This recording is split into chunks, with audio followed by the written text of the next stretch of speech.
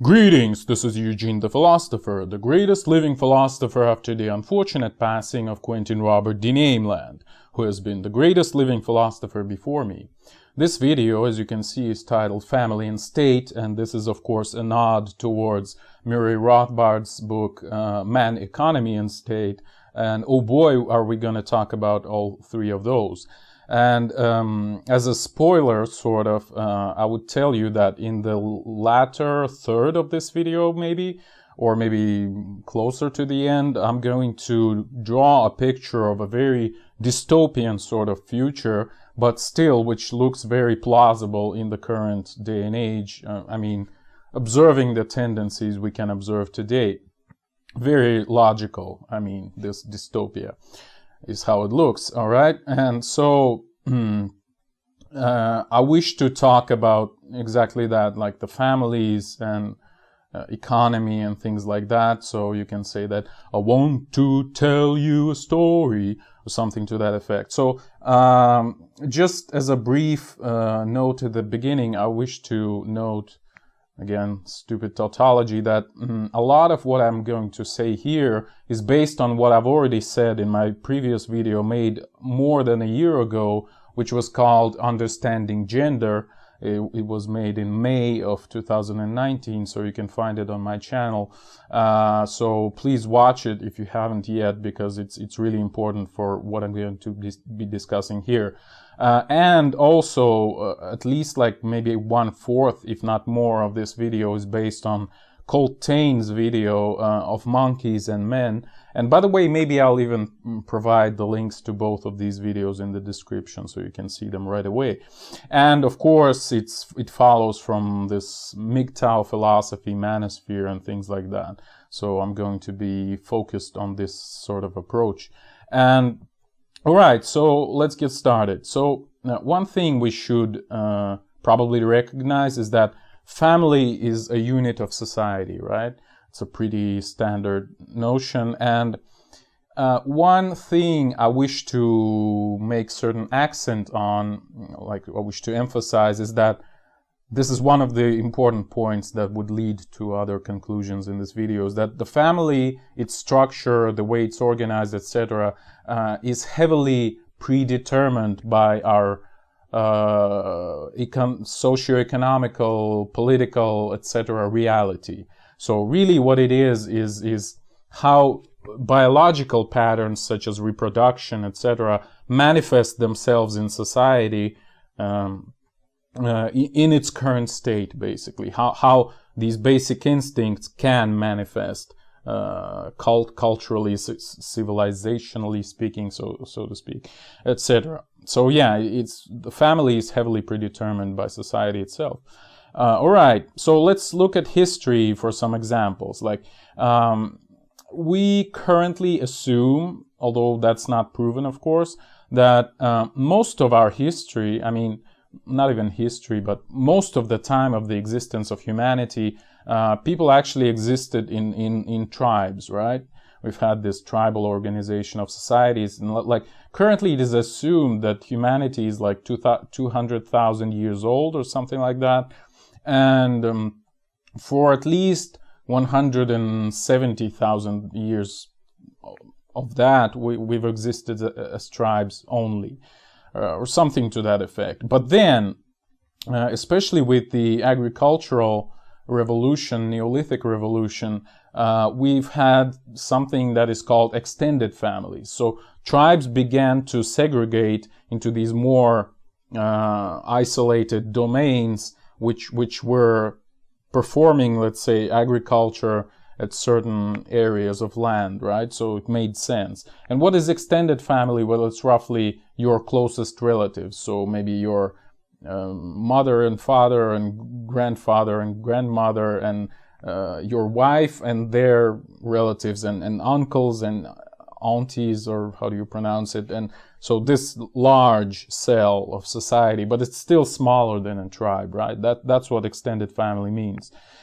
So it pretty much emerged, well, at least hypothetically, right? It's all very rough and kind of smooth in terms of history, but we can roughly say that, yeah, extended family is an agricultural kind of thing.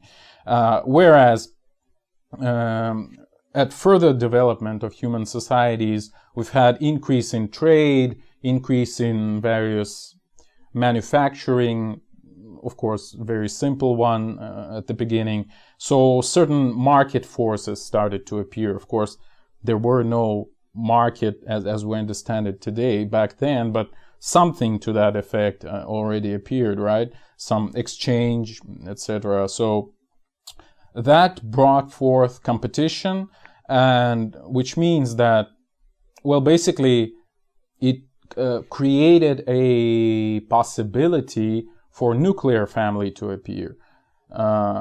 So what is nuclear family in this respect? It's basically a husband and wife and their children, right? So yeah. And why is that more appropriate for, let's say, more market-oriented societies? It's because, well, on the market, women can't really compete. Like, men would always outwork them, especially if you take into account the huge, like, labor requirements that were characteristic of that era. So yeah, men mostly performed most of the work, whereas women sort of produced this symbiotic arrangement with men where women would provide to a woman to a man, access to reproduction, obviously, so sex and children, and also performed various domestic duties like cleaning, cooking, and that kind of stuff. You know, this proverbial patriarchy. That's what we had. So a man basically worked somewhere all day at the factory or coal mine or whatever, like maybe 12, 14 hours a day, and returned back home, and his wife was responsible for raising children, cooking and cleaning, etc. So this is the classical sort of nuclear family. And yeah, so this was this symbiotic relationship, and it really peaked around industrial era, so roughly the epoch of modernity. So starting from, let's say, 1600s, early 1600s, when industrialization started really to gain pace.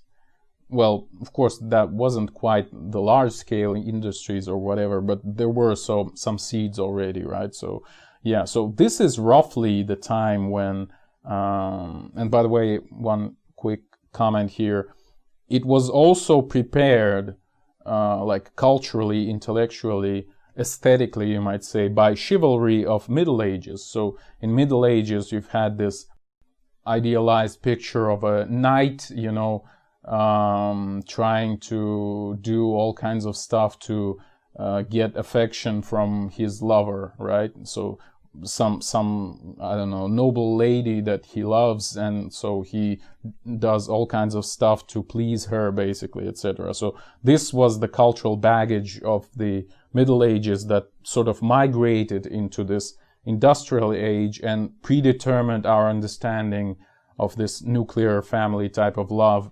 So our modern understanding of romantic love between a man and a woman is actually, it's not that old. It's only like 500 years old or about so. And it's descending from this chivalrous kind of stuff, right?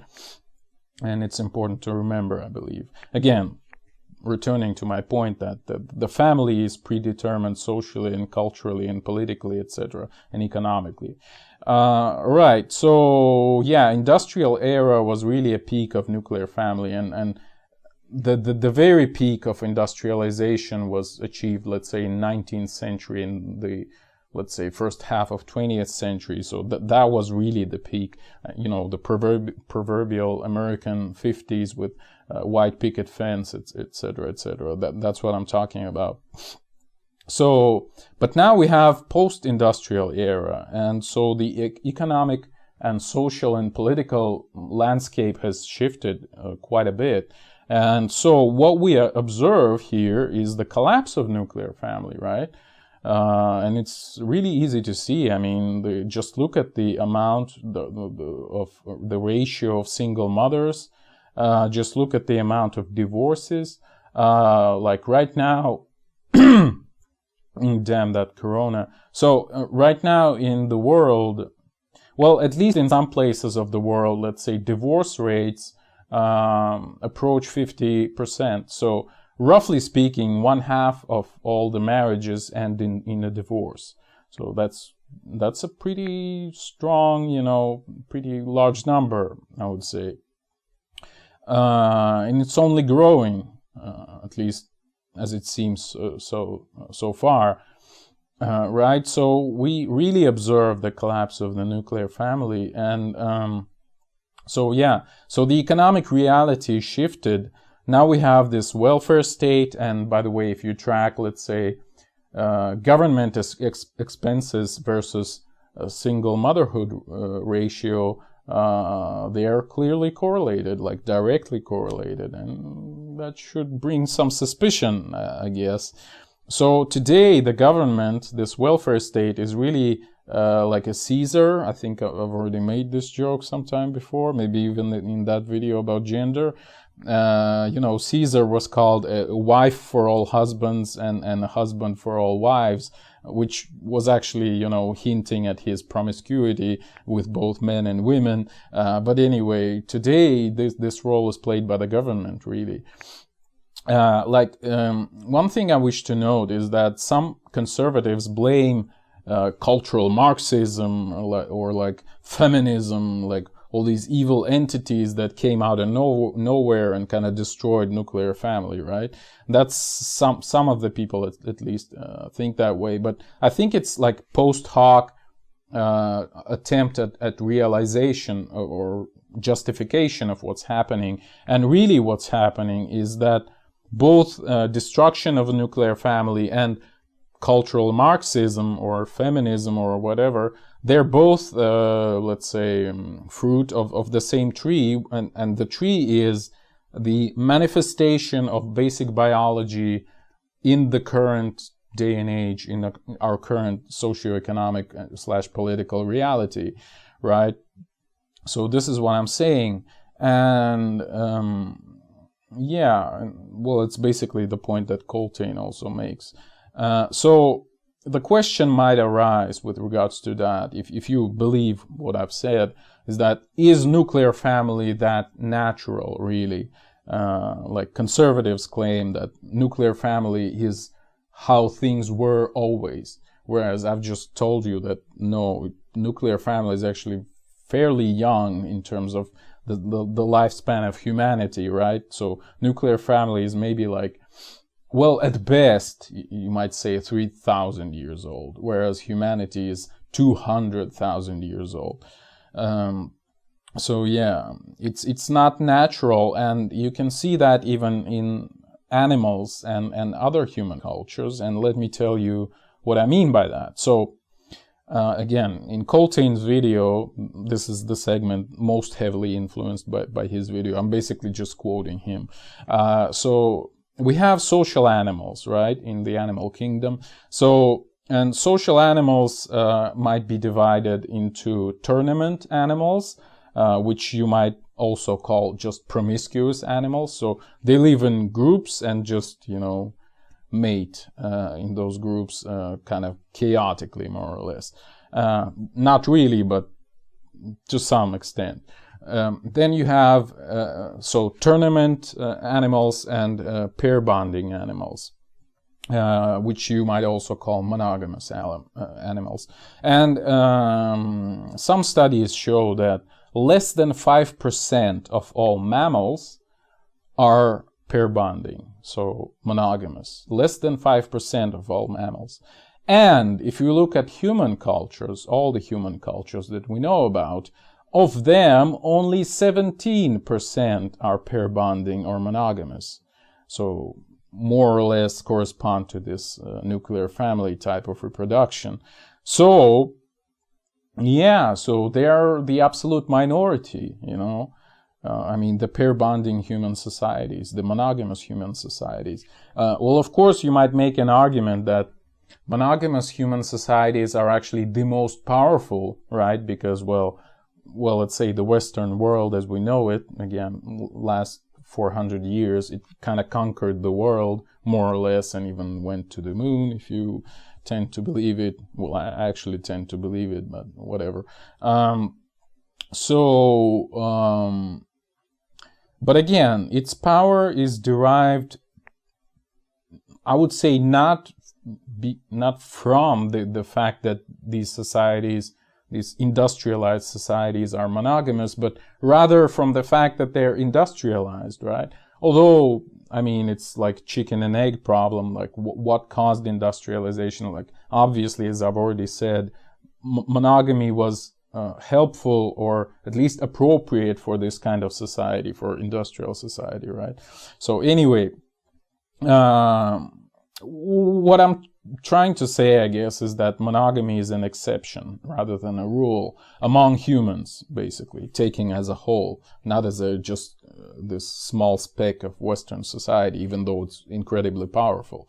And here I wish to show you Coltane's picture. Maybe I would even show it to you literally on the screen right now. So in the picture, he shows the typical build up of a tribe where you have alpha males, women, children, and beta males supporting all that. So how does it work is that, well, you have roughly 3%, well, I don't know how much, but let's say 10 or less, maybe percent of men who are considered alpha males, who are like the strongest, the fastest, the smartest, the prettiest, etc. So they take all the women, basically, I mean, in terms of reproduction and sex, and they make children with those women, all the women in the population that we're talking about, in the tribe. And we have all the beta males, like 80 to 90% of all males don't have access to reproduction at all. So they just are there just to support the whole population. So they make all the work, etc., etc. So they're like drones, you know, sort of. And so there's this collective of men, actually two, but really it's one collective. It's just one hierarchy of men. Like beta males and alpha males, they're still part of the same group of men, grown men. It's just that it's the hierarchy that dictates who is alpha and who is beta, and obviously there's some exchange between them. Like beta may become alpha if he is really good at something, like if he achieves something. So beta males actually don't mind being sort of at the bottom because, well, for many reasons, but one of the reasons is that any beta knows that he can become alpha if he's really good at something. So, and if he is not good at anything, he acknowledges that he is not good at anything, and he just accepts his fate, so to speak. So he isn't really rebellious in any respect. And women collectively nourish, if that's even a word, the collective of children. And sometimes in a tribe, nobody really knows who is the father of this particular child, etc. So really, children are collectivized, and women act as a collective, etc., etc. So kind of spent too much time talking about this. But anyway, one important thing I wish to note here is that Coltane himself gives the same picture, proposes the same picture for modern society, modern reality, where he says that, well, of course, like the majority of males are betas, and it's the fact of life. Again, see my video about gender. But, well, okay, I wouldn't even show you his picture because it's basically the same.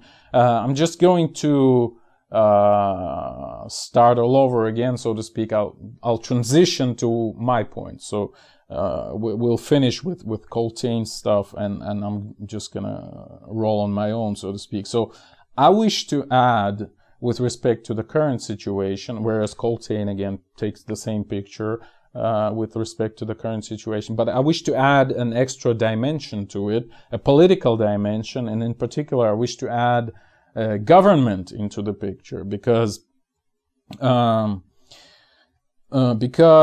that's the really big difference between the current society we're in and the tribal society, right? We have government, which tribes didn't have.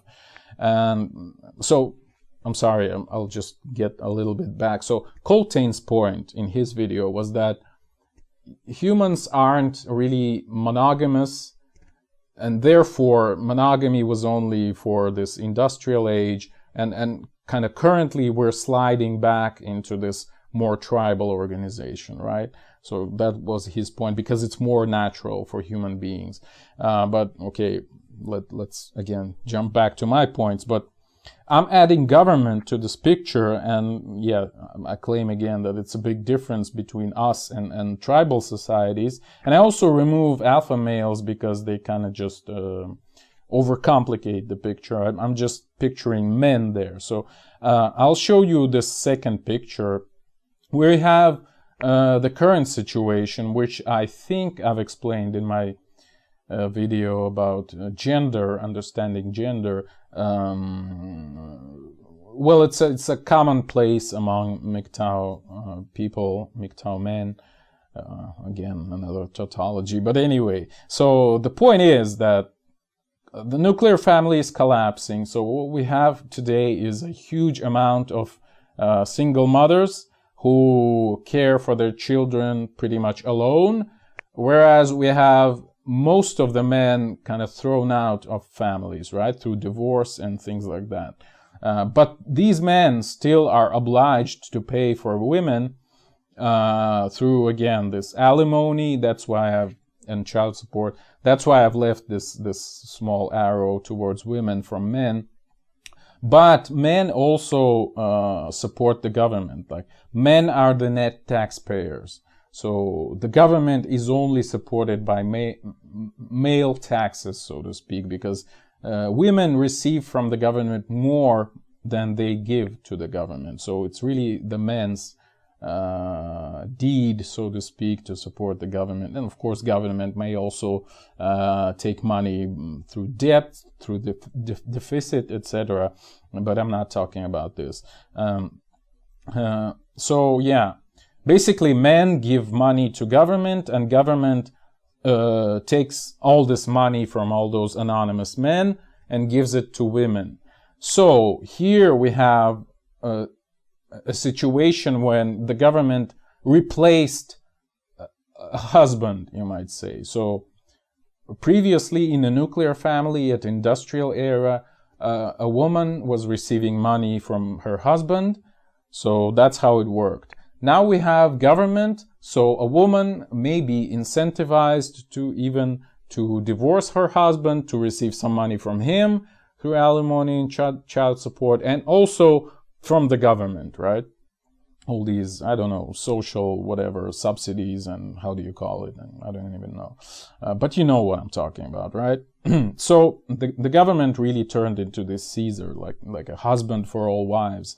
Whereas men are just paying for everything while not having anything in return. This is basically the situation we're in, right? This is, or at least we're very close to it. Not quite there yet, not in all cases. Again, not all marriages end in a divorce, but almost half of them already. And when it would be more than a half, well, it would become the majority, obviously. So this picture would be actual in most cases, right? The most probable outcome. So, yeah, what was I talking about? Yeah, so that was the second picture that I was talking about. And here we are driving into this dystopian future, hypothetical one. And I wish to add the last logical step, at least what I believe it is, to this picture, to this historical narrative of tribe disintegrating into extended families, disintegrating into nuclear families, disintegrating into single mothers and anonymous collective of beta males or just men, etc. And what is the next step? The question is. So I propose this step. So again, this is all conjecture land, so to speak. This is all sort of conspiracy / dystopia type of idea. So I'm not really rooting for it, but it seems logical to me that this might be the next step, right? So don't take it too serious, but consider it as a possibility. That's what I'm saying. So, and you may even use that as a background plot of your own dystopia if you wish to write one, because again, I think it's realistic. Right, so what I'm talking about. Again, in the tribes, we've had children pretty much collectivized. So children were a collective cared for by the collective of women, right? Oh, by the way, one thing Coltain notes, and I wish to repeat that, is that that's why all these tribal societies had initiation rituals, because what it is, it's the ritual that allows the transition of a man or a male from the collective of children to the collective of men, grown men, right? So a male kind of jumps out of this umbrella of females into the collective of males. That's what initiation rituals were all about. Okay, so now in tribes, we've had the collective of children, the collective of women, and the collective of men, roughly speaking. Alphas as the separate topic. But anyway, we've already collectivized men as anonymous taxpayers who pay for everything, literally, in society. Then we kind of collectivized women as beneficiaries of these payments from the government, supported by men. I mean, basically only men pay for the government's existence in the first place. And now the next step would be to truly collectivize children. This is my main point of this, my dystopian thing. I believe it's the last step to finally bring us to this most natural pattern of manifestation of basic biology, which we can observe in tribes, etc., even to this day, by the way. And so the government already replaced the husband by paying to women from anonymous men. So we don't need nuclear family anymore, so it crumbled. We have just a bunch of single mothers receiving money from anonymous men. And the next step is to unite all these children from these single mothers into one lump, so to speak. Under the protection of the government, so to speak.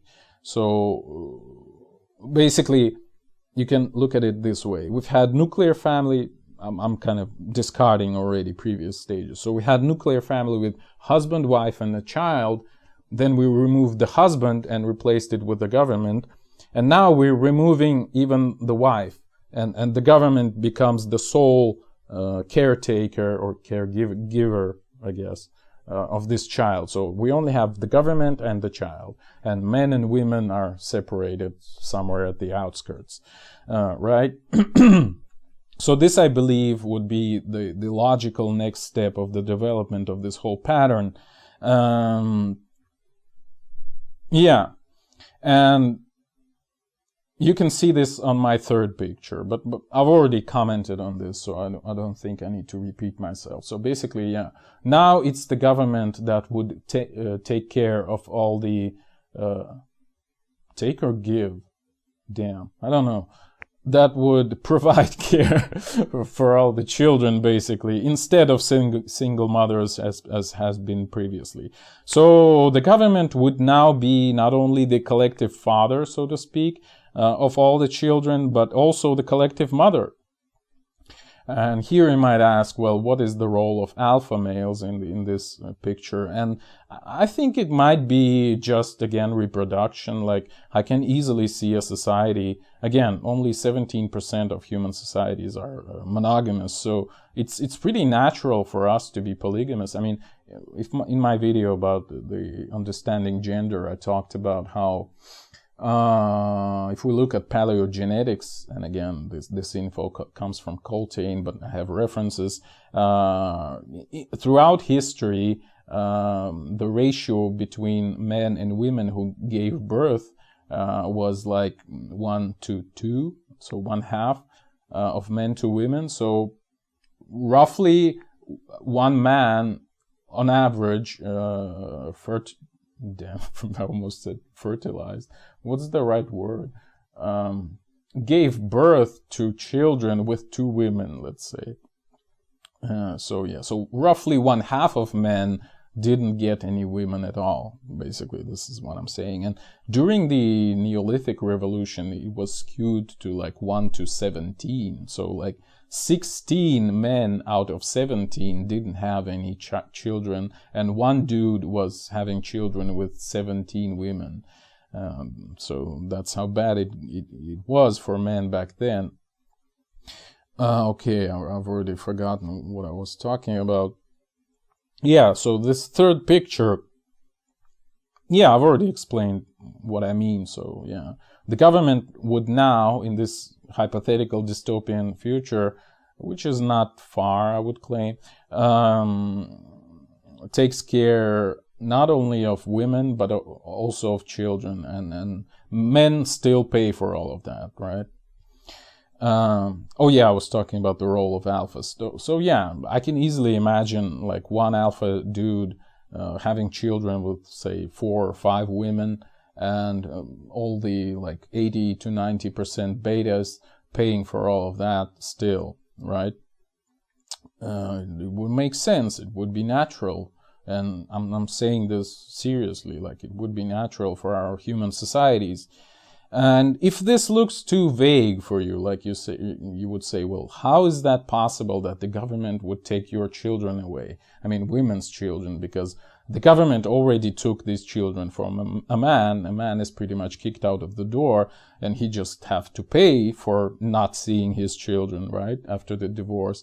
So now the government, how would the government take the children from women? Because, well, as I've kept claiming, women is what our civilization revolves around, right? Men cherish women, women cherish women, nobody cherishes men. So it's the women's interests are the priority in our society. It's called gynocentrism again. So how is this possible, you might ask? Like, a woman can't lose her child. That would be against her interests. But let me give you an example, like a more or less plausible, practical example. Let's say a government approaches a single mother, who would be the majority, not so far into the future, and says, like, let me buy your child. Well, that's an interesting proposition, right? Like, it sounds preposterous at the surface. Like, how can you buy people? That's slavery or something like that. But I'm really sure that some people would invent some euphemism, like some lefty idiot would invent some fancy term for this process. Like they would say pay and care or something, whatever. So it's basically the government who is now taking care of your child. By you, I mean a woman, a single mother. So the government is now taking care of your child. That's the first point. And second point, it pays you a lot of money for doing that. Like, it's a win-win situation, right? And of course, they might promote like additional measures to make it more likable. Like they might say, well, you can visit your child let's say once a week or once a month or whatever. You can spend time with them, whatever. Like they can make it marketable, so to speak, even though it's has nothing to do with free market, etc. To sell the idea, so to speak, right? So they'll invent some euphemism, so it wouldn't be looking as you're selling your child, etc. They would say, oh, I know you're so tired, you are so lonely, etc. And it's hard taking care of your children. Let me help you, right? That's how it would look. And let me actually pay you for helping you. And it's like, wow, super. And again, if you a lot of women may agree to that deal, and especially again, if you take into account that, just consider this statistic for a moment, that a woman is 8 times, at least in the US, but around the world, I would guess it's roughly the same, maybe 3, 5, 7, something like that. But in the US, it's 8. A woman is 8 times more likely to kill her child than to be killed herself. So roughly speaking, per 1 killed woman in the United States, 8 children are getting killed by their mothers. So if this woman, a mother, would have an option to sell this child, why wouldn't she? I mean, it's stupid to kill your child if you can just sell it. I mean, it's perfectly reasonable. Like, let's say the government proposes you $1 million, let's say, well, or at least 100,000. If you're gonna kill it anyway, like, why wouldn't you sell it? So yeah, it makes sense, and you'll make a lot of money, and etc., etc. So yeah, so this practice might become very popular at some point in the future. After it was already established. Of course, it would be hard to establish, but again, we have all kinds of propaganda machines. The government is getting bigger and bigger, etc. So it wouldn't be such a big problem as you might think. I would guess, at least. Right. So what we have in the end, like, if this system is to be established, let's say, women are pleased because they can sell their child or they can raise it on their own. So they have a choice ultimately, right? So no problem for them. If they sell their child, whatever they would call it in practice, they receive money, they receive freedom, they probably still receive money from their husband, right, whom they've divorced and whom they've taken child from. So yeah, they're free and they're rich. What's so bad about that? Like, basically the woman receives everything she wanted, right? And what's the problem of having another child with some other dude, and if she really wants children, right, etc. So gynocentrism really approves this practice. So that's huge. Check box checked, right? Then the governments are pleased because, well, men still pay for everything, men still support the government, and it grows larger and larger. And plus, the governments now have this huge influx of this super, how would you say it? Not tangible, damn. Like super malleable, like this basically very, human material, basically. They have children with whom they can do whatever they want, basically. They can indoctrinate them, they can turn them into whatever they like, they can turn them into soldiers or grow them, like make them like an organ factories, something like that. Like I'm sure at some point we're gonna get to that point if this tendency that I've delineated would be satisfied, right? So 2 main, let's say, actors of today's society, which are women and the governments, are satisfied.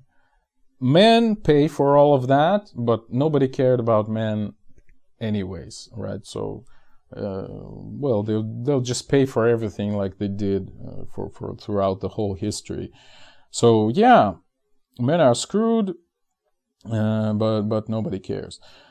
And yeah, in the end of this dystopia, maybe not the end, but at least for the sake of this video, we end up with these, facilities, this Star Wars Camino type clone factories, or you can think of Prussian military schools or something like that in 19th century, where really children were just handed to them, like, do whatever you want with them, just, bring us a decent man back sometime later, like 10 years later. So they become indoctrinated, they become like soldiers for the cause or whatever. So it really kind of makes sense, right? And everyone is pleased, well, except for the men, but again, nobody cares for these men. I mean, fathers of these children, that's what I'm saying. Or men who weren't even fathers in the first place, but who still have to pay taxes to support all this machine. And there would be all kinds of noble justifications, like somebody would say, well, at least this child is not in the family of a single mother, he's in a good collective. I mean, it's also nice. It's also maybe even religious and conservative, or whatever the label they would like to put on it, etc. So yeah. And there's a point, by the way, about single mothers and raising children, because children from single mother homes are really screwed. Like, they have much higher probability of suicide, of becoming drug addicts, criminals, etc. And again, speaking about black community, why do they have so much crime? It's mostly because of single mothers, because when welfare state started, like roughly in the 60s in the US, like, black women were disincentivized to stay married, because if they divorced their husband, they would receive welfare from the government, which meant that they'd have more money, because, well, their husbands were most likely uneducated, so couldn't bring a lot of money into the family, well, for historical reasons, obvious ones. So yeah. So welfare state ruined black families and produced a lot of criminals out of black people, just objectively speaking. So one study in the 90s that was made, on convicts, so it compared the criminal records of black people versus, roughly speaking, white people, maybe some others like Latinos also. But they've made an interesting thing. They've made a correction for single motherhood. And it turned out that if you correct for single motherhood, then blacks have the same amount of crime as white people. Isn't that interesting? I think that's very interesting. So yeah, thank you, welfare state, again. Thank you, our noble government. Well, not yours, right? If you're in the US. Okay.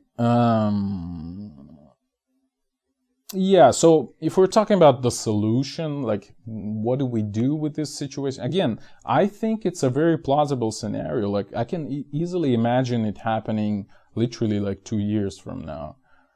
Like, just look at what happened this year. I mean, it's so much craziness, like things you couldn't even believe a year ago. Like, yeah, I mean, easily.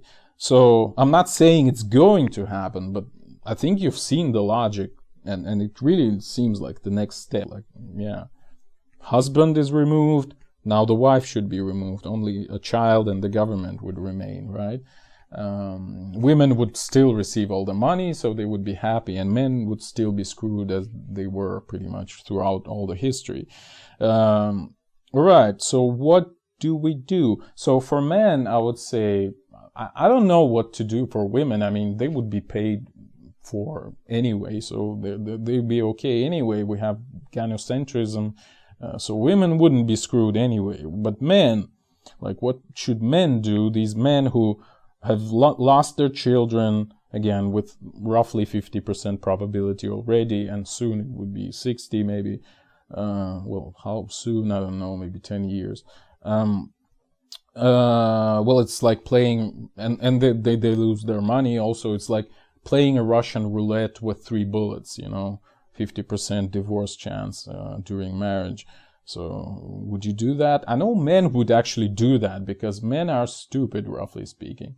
And I am stupid as a man, and I understand this sentiment really well. Like, a man would actually just gladly throw himself into the void, like into gates of hell, roughly speaking, even though he knows that he would probably die. Like, 1 in a million men survives this, and he says, what the hell, let's try it, and he'll just jump to it. And it's a very masculine, in a neutral sense of the word, attitude, and certainly I can see that. Like men are glad to die or be heroes. Like, these two options are equally viable, but there's no third option. Well, sometimes there is, like chicken and run, but it's considered not noble, right? You should either die or be a hero. This is really what men are all about, and it's stupid, of course, but it's what men are all about. So yeah. But still, if you wish to survive through all of that that I've described and that we are already in today, then go MGTOW. This is the only option. I mean, go MGTOW and libertarian. Like, MGTOW with respect to women and libertarian with respect to the government. So try not to give your money to the government, although there's really not a lot of possibilities of evading this robbery that government imposes upon you, but still, well, what can I say? At least support libertarian movements, right? That's the least you can do, I guess. So reduce the size of the government, that's what I'm saying. Try to, at least.